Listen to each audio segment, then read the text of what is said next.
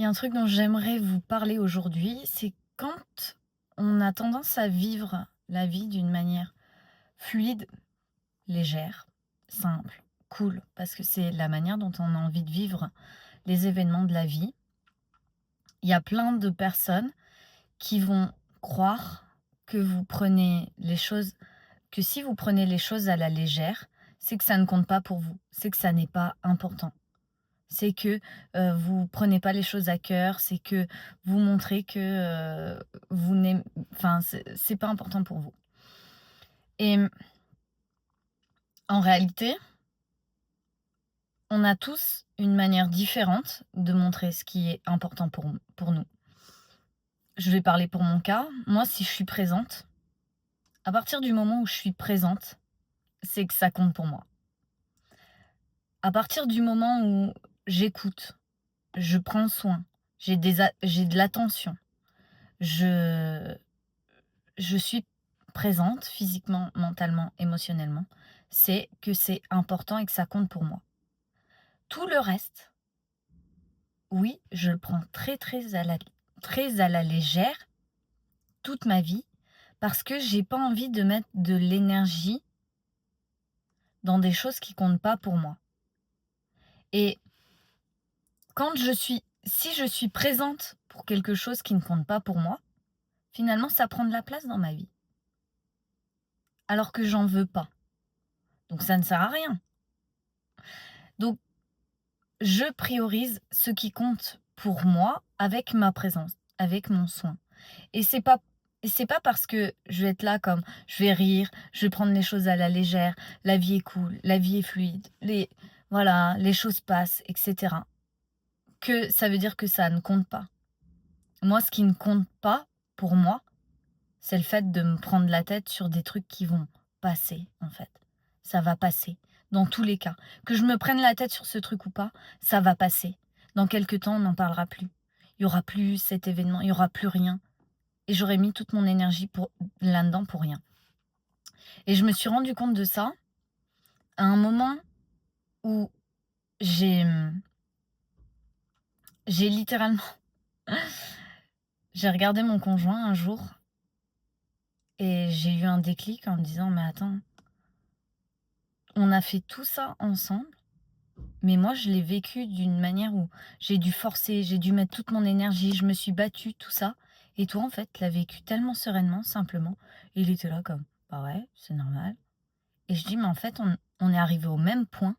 Au même point, on a fait les mêmes choses, on a, on a créé les mêmes choses ensemble. Et on est arrivé au même point. Comme, pourquoi je l'ai vécu comme ça, en fait? Pourquoi j'ai donné tant d'énergie pour tout ça? Pourquoi j'ai forcé pour tout ça? Pourquoi je me suis tuée presque la santé? Pourquoi j'ai dû passer par là? Et là, il y a eu un déclic, en fait. C'était comme: «J'ai pas besoin de passer par tout ça». Et souvent, on a l'impression que notre notre manière de vivre les choses ça doit être comme ça. Moi, s'il se passe ça, ça doit être comme ça. Si ça me tient à cœur, ah ouais, je dois émotionnellement être impliquée, je dois ceci, je dois cela, je dois être comme ci, je dois être comme ça. Mais en fait, c'est comment toi tu as envie de le vivre. Et souvent, je- encore tout à l'heure, j'ai une discussion. Ah ouais, comme, je suis arrivée, la première, comme il s'est passé ci, comme, on m'a dit cela, truc, je me suis mis la pression. Non. Tu te mets la pression solo. Tu choisis que c'est important, donc tu te mets la pression. Parce que tu as envie de vivre les choses importantes en te mettant la pression. Parce que ça paraît logique pour toi quand c'est important, bim, il y a une connexion qui dit je me mets la pression. Mais quand les choses sont importantes, tu peux aussi les vivre d'une manière super cool et détendue. Ça ne veut pas dire que ça a moins d'importance. Ça veut seulement dire que tu as envie de vivre comme ça. Point final. Ça ne veut rien dire sur ce qui compte pour toi, sur ce qui est important. Et je vois tellement de personnes qui font des déductions par rapport au comportement des gens, par rapport à la manière dont ils réagissent, par rapport à leur manière de s'exprimer, d'être émotionnel. C'est comme, ah bah s'il est émotionnel sur ça, bah ça veut dire qu'il pense comme ça veut dire qu'il est ce genre de personne, ça veut dire que blablabla. On se met dans des cases. On se met dans des cases. Si tu te comportes comme ça veut dire ça. Non, t'as pas tout le package. T'as pas tout le background. Tu sais pas ce qu'il y a derrière. Tu sais pas ce que la personne a dans la tête. Tu sais pas ce qu'elle a vécu. Tu sais pas tout ça. On peut pas faire de déduction. On peut prendre l'émotion en solo, sans la situation, sans quoi que ce soit, l'émotion en solo, et comprendre de quoi la personne parle. Mais souvent, ce qu'on a tendance à faire, c'est « Ah bah oui, mais dans cette situation, s'il réagit comme ça veut dire que blablabla, ça, si, nanana. Ça veut dire que la personne, elle fait ci, elle fait comme ça. » La personne, elle a le droit de vivre ce qu'elle veut vivre. C'est son choix. Et ça veut rien dire à propos d'elle. On parle juste d'un ressenti. Et je voulais vraiment vous partager ça. Pour moi, ça me semble évident maintenant, mais c'est vrai qu'à l'époque, j'étais la personne qui fait des corrélations. Ah bah, si tu penses ça, ça veut dire que ceci, cela. Ah bah, si tu crois ça, nanana. Et je vivais selon ce prisme. Et donc, je faisais attention à ne pas perturber euh, euh, à mon comportement, à tout ça, pour les autres. Pas pour moi, pour les autres. Pour ne pas qu'ils croient ceci à propos de moi, pour ne pas qu'ils pensent que je suis ce genre de personne, pour ne pas que blablabla. Bla bla bla. Et je m'empêchais de vivre. En permanence, je m'empêchais de vivre. Je vivais pas, parce que je pouvais pas être détendue comme ça. Je pouvais pas vivre simplement. Je pouvais pas juste être présente dans ma vie. J'étais présente dans mon cerveau, tout le temps. À essayer de comprendre, à essayer de faire des liens. Mais si ça c'est ça, ça veut dire ça. Si ça c'est ça, ça veut dire ça. Si nanana. C'est un enfer d'être constamment dans son cerveau. Pour moi, je le vivais difficilement en fait. Mais c'était un automatisme. C'était comme une obligation. Je croyais que c'était normal. Je croyais que tout le monde faisait ça en fait. Et comme je croyais que tout le monde faisait ça, j'avais peur. J'avais peur qu'on croie des choses à propos de moi qui ne soient pas vraies. Donc j'étais tout le temps en train de justifier, en train d'expliquer mes choix, en train d'expliquer pourquoi j'ai fait ci, j'ai choisi ça, pourquoi j'ai fait ci. Nanana. Et puis après, j'ai vu des gens vivre différemment. Et je me suis dit, oh wow, intéressant, parce que moi j'ai bien envie de vivre comme ça. J'ai bien envie de vivre comme ça, différemment. Je trouve ça cool. Et puis j'y arrivais pas, je pouvais pas. J'étais là, non mais je veux changer, mais j'ai compris ça. J'étais là, j'ai compris, je sais, j'ai compris, je sais. Et ça rentrait pas, émotionnellement à l'intérieur de moi, ça rentrait pas. Je continuais d'agir toujours de la même manière. Je continuais à vivre selon mon même prisme de normalité. En croyant toujours que les gens vivaient les choses de la même manière que moi. Et donc quand ils vivaient pas les choses de la même manière que moi, genre ça m'énervait, j'étais là, mais non, mais tu peux pas faire ci, tu peux pas faire ça, mais attends, tu comprends pas, nanana.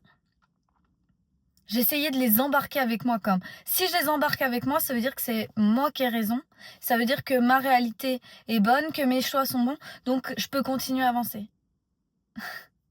Puis un jour, ça a fait comme, en fait, je peux pas avancer si j'attends que tout le monde soit d'accord avec moi. Donc après, il a fallu que je choisisse d'aller à l'inverse de tout ce que j'ai toujours connu et de ma normalité.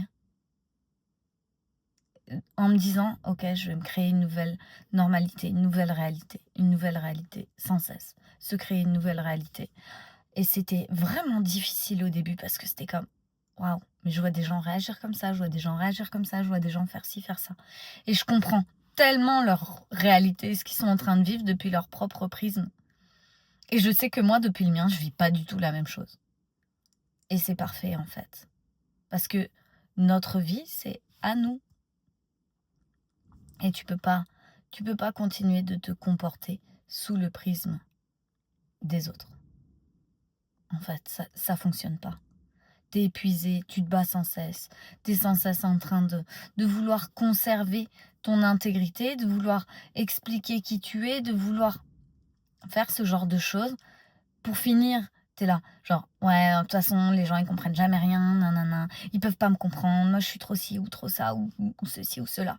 Parce qu'en fait, tu finis par te fermer en disant, de toute façon, on ne comprend jamais. Non, c'est juste que les gens vivent les choses d'une manière et que tu essayes d'imposer la manière dont ils doivent vivre avec toi, dont ils doivent te réceptionner, dont ils doivent te voir. Mais c'est leur vie. Ça fait partie de leur vie. Tu es un personnage secondaire, tertiaire, en arrière-plan. Tu es un figurant pour certaines personnes dans leur vie. Pourquoi tu veux qu'ils mettent autant d'attention sur un figurant ? Sur quelqu'un qui est un personnage secondaire, sur tout ça, ils s'en fichent de savoir ceci ou cela à propos de toi. Tout ce qu'ils veulent, c'est vivre des moments avec toi. C'est eux avec toi. Et donc, plus tu es toi-même, plus ils peuvent vivre des moments avec toi.